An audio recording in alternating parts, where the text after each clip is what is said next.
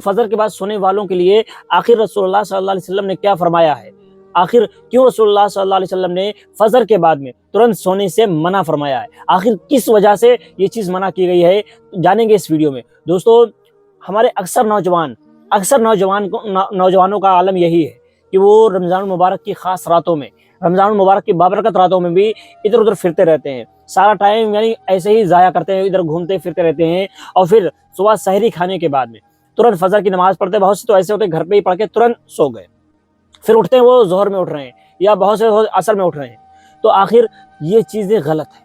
ہمیں چاہیے کہ ہم رمضان مبارک ہو یا ادر دن ہو، کوئی بھی دن ہو، ہمیں چاہیے کہ ہم رات میں جلدی سونے کی فکر کریں۔ یہ رسول اللہ صلی اللہ علیہ وسلم کی سنتوں میں سے ہے کہ ہم عشاء کے بعد نماز تراویح سے فارغ ہونے کے بعد میں، اپنے کام کاج سے فارغ ہونے کے بعد جلد سونے کی فکر کریں اور صبح اٹھیں، اور اس کے بعد میں جب سحری کریں نماز پڑھیں۔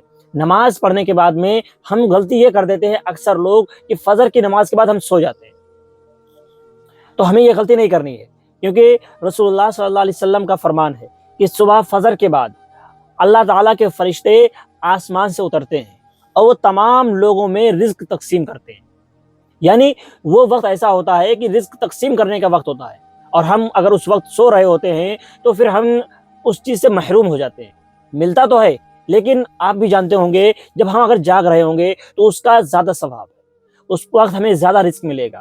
ہم میں سے اکثر لوگوں کو یہ شکایت رہتی ہے کہ ہمارے رزق میں برکت نہیں ہے، ہمارے رزق میں کمی ہے، یا ہمارے رزق میں یا ہماری پریشانیاں زیادہ ہیں، اس طرح کی ہم شکایتیں کرتے ہیں، لیکن ہم غور نہیں کرتے ہیں کہ ہم غلطی کہاں پر کر رہے ہیں۔ بہت سارے، جبکہ ہمیں چاہیے، رسول اللہ صلی اللہ علیہ وسلم کا فرمان تو یہ ہے کہ ہم نماز فجر پڑھنے کے بعد میں اپنی جگہ پر بیٹھے رہیں اور ذکر و اذکار کرتے رہیں۔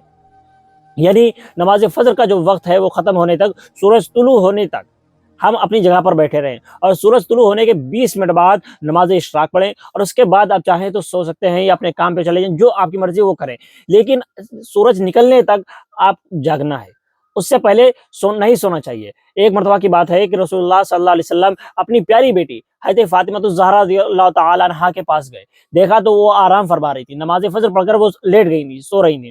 اس کے بعد میں آپ صلی اللہ علیہ وسلم نے ان کو اٹھایا اور فرمایا، پیاری بیٹی اٹھو اور رزق کی تقسیم میں حصہ لو۔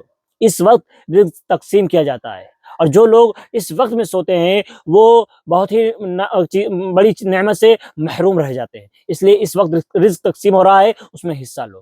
دوستو، ہمیں چاہیے کہ ہم بھی اس وقت نہ سوئیں۔ جو لوگ اس وقت سو جاتے ہیں وہ چاہیے کہ تھوڑی دیر بعد سوئیں۔ آپ کو سونا ہے تو آپ تھوڑی دیر بعد سوئیں، لیکن کچھ وقت آپ تلاوت کریں، ذکر و اذکار کریں، کیونکہ فرشتوں کے 2 شفتیں رہتی ہیں۔